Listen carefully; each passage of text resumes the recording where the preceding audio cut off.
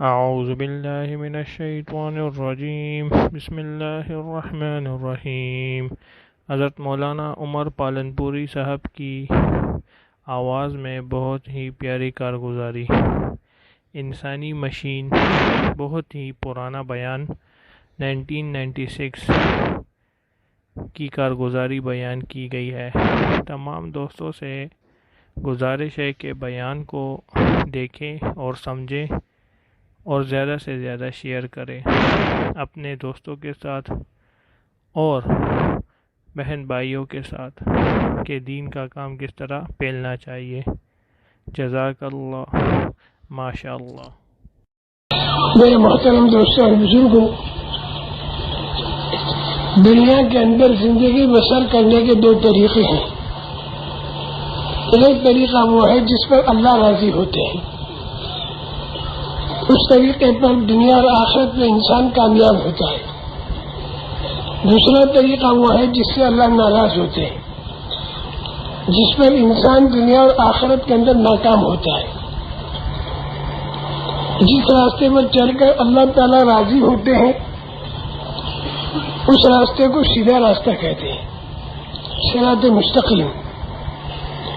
اور سیدھے راستے پر چلنے والے لوگ وہ لوگ ہوتے ہیں جن پر اللہ تعالیٰ نے انعام کیا۔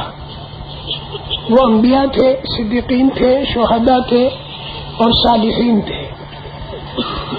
اور پہلے راستے پر چلنے والے جو ہوتے ہیں ان پر اللہ غصے میں آتے ہیں۔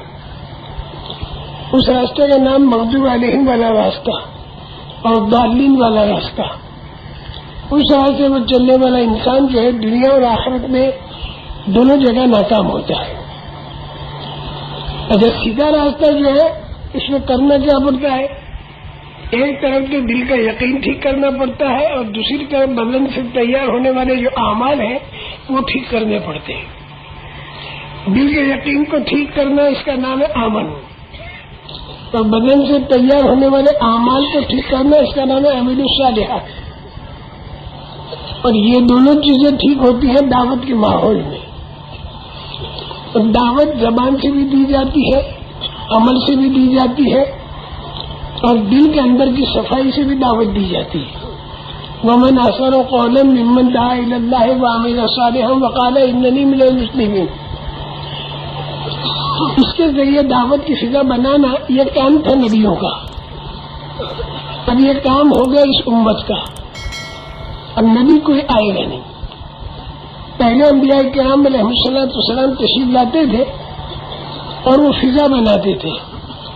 جن لوگوں نے بات مانی وہ تو سیدھا راستے پر آ گیا اور اللہ کی اس پر مدد آئی، باوجود ہے کہ وہ لوگ غریب بھی تھے، کمزور بھی تھے، تھوڑی تعداد تھی، لیکن اللہ کی ان پہ مدد آئی۔ اور جو لوگ نبیوں کی بات کو نہیں مانا اور اچھے دعوت کے ماحول میں نہیں آئے تو ان لوگوں کو آخر میں اللہ پاک کی طرف سے غیبی پکڑ ہوئی، باوجود ہے کہ ان کی طاقت بھی زیادہ تھی، ان کے پاس پیسے بھی زیادہ تھے، مال بھی زیادہ تھا اور ان کی تعداد بھی زیادہ تھی، لیکن جب اللہ کی پکڑ آئی تو پھر ان کا سرمایہ اور ان کی طاقت اور ان کی بڑی تعداد اللہ کی پکڑ کا مقابلہ نہیں کر سکی۔ یہ تو ہوا دنیا میں، اور مرنے کے بعد کیا ہوا وہ تو جو مر گئے انہوں نے دیکھا، جو زندہ ہے ان کو دکھائی نہیں دیتا۔ اب دیکھے بغیر آدمی کیسے مانے؟ اس کے لیے اللہ تعالیٰ نے انتظام کیا آسمانی کتابوں کے بھیجنے کا اور انبیاء کرام علیہ السلام کے بھیجنے کا۔ یہ دونوں انتظام اللہ تعالیٰ نے کیے۔ ہر زمانے میں آسمانی کتاب آئی اور انہوں نے وہ آسمانی کتابوں میں وہ چھپی ہوئی بات بتائی کہ جو آدمی کو دکھائی نہیں دیتی۔ جنہوں نے اس کو مان دیا وہ کامیاب ہو گئے، نہیں مانا وہ ناکام ہوئے۔ اور انبیاء کرام علیہ السلام نے آ کر وہ کام عملی طور پر بتایا۔ جس طرح کوئی بھی چیز تیار کرتا ہے، کوئی بھی مشین تیار کرتا ہے، کوئی بھی کار تیار کرتا ہے تو بنانے والا جو ہے اس کے استعمال کا طریقہ بھی بتاتا ہے، اور وہ اگر قیمتی چیز ہو تو اس کے لیے بکلیٹ تیار کرتا ہے اور بتاتا ہے کہ اس مشین کو کس طرح استعمال کیا جائے. اور اگر وہ مشین بہت ہی زیادہ قیمتی ہو تو پھر وہ ایک انجینئر کو بھیجتا ہے کہ جو عملی طور سے اور پریکٹیکل طریقے پر اس مشین کے استعمال کا طریقہ بتائے. اصل میں یہ بات ہمیں کہنے کی ضرورت پڑی ایسی جگہ پر کہ جہاں دہریے جمع ہوئے تھے، یعنی اللہ کو بالکل نہ ماننے والے، جو کہتے تھے ہم اللہ کو مانتے ہی نہیں کیونکہ اللہ دکھائی نہیں دیتا. اور وہ لوگ قبر کا عذاب اور قبر میں اللہ کی رحمت اس کو بھی نہیں مانتے. اور وہ لوگ قیامت کے دن آنا اس کو بھی نہیں مانتے. اور قیامت کے دن جنت اور جہنم، اسرافیل علیہ السلام کا سور پھونکنا، اس سے زمین آسمان کا ٹوٹنا، پھر دوسری مرتبہ سور پھونکنے سے سارے مرے ہوئے انسانوں کا زندہ ہو جانا، ان ساری باتوں کو وہ لوگ نہیں مانتے. وہ لوگ کہتے ہمیں دکھائی نہیں دیتا، ہماری عقل میں نہیں آتا، لہذا ہم نہیں مانتے. تو اس قسم کے سارے آدمی وہاں پر جمع ہوئے تھے اور ان کے اندر بات ہمیں کرنی تھی. تو اللہ جل جلالہ و من والہ نے اپنے کرم سے رہبری فرمائی کہ انسانیت، شرافت، اخلاق، ایک دوسرے کے ساتھ خیر خواہی کا کرنا، یہ ایسی چیز ہے کہ جس کو وہ بھی مانتے. اگر کہیں انسانیت اور اخلاق بڑھتے جاتے ہوں تو وہ بھی کہیں گے بھئی یہ لوگ بڑے اچھے ہیں.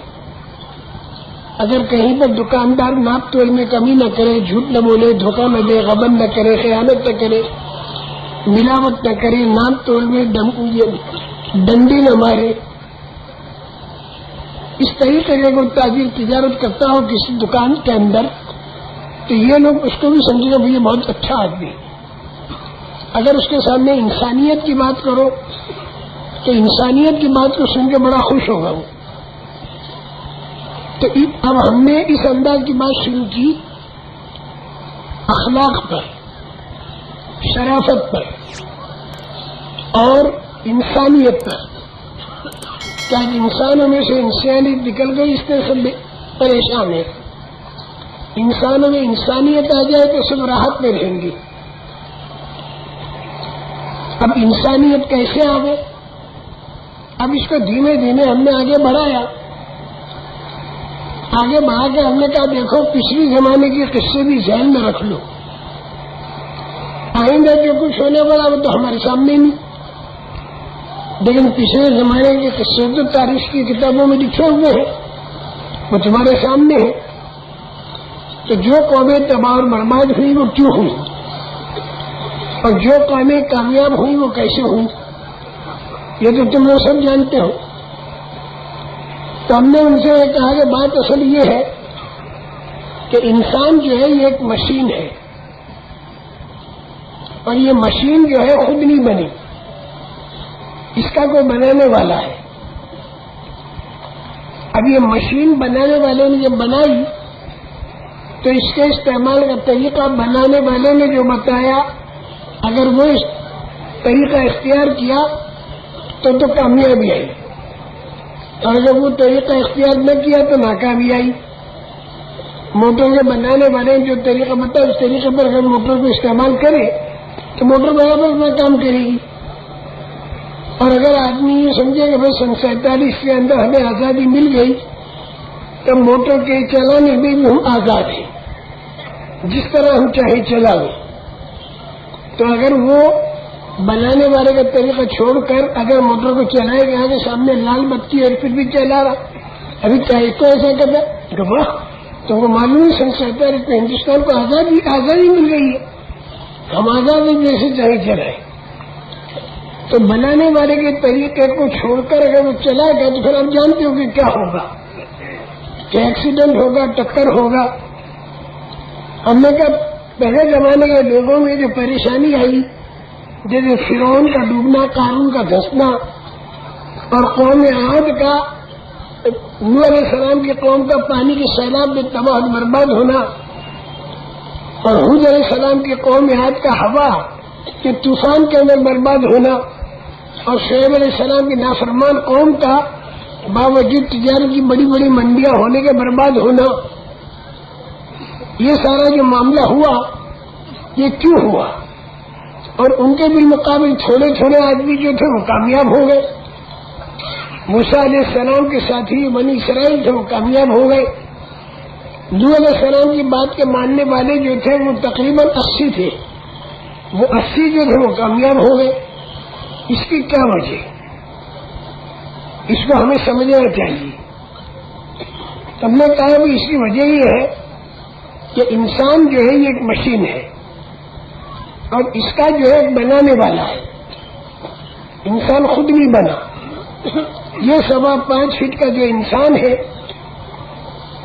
یہ ماں کے پیٹ سے جب نکلا تو 1 بالش کا تھا اور ماں کے پیٹ کے اندر چند انگل کا تھا، اور اس کے پہلے وہ منی کے 2 قطروں میں تھا، اور منی کے 2 قطروں سے پہلے یہ انسان غذا اور خوراک میں تھا، اور غذا اور خوراک سے پہلے یہ انسان زمین اور آسمان کے بیچ کے کروڑ میل کے ذرات اور ریزوں اور ایٹمز کے اندر بکھرا ہوا تھا. یہ انسان سورج کی کرنوں میں، ہوا کی لہروں میں، بارش کے قطروں میں، چاند کی روشنی میں، ستاروں کی تاثیر میں،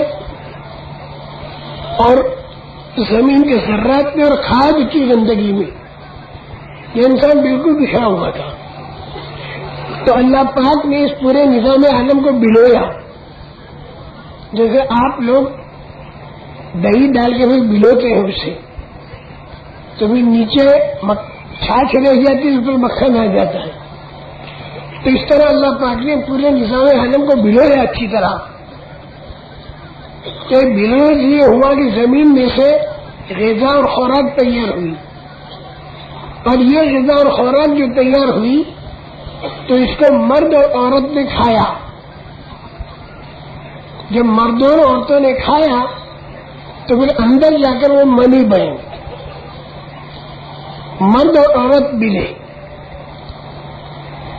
ملنے کے بعد حمل ٹھہرا. اب حمل جب ٹھہر گیا تو 40 دن کے اندر خون کا لوتھڑا بنا،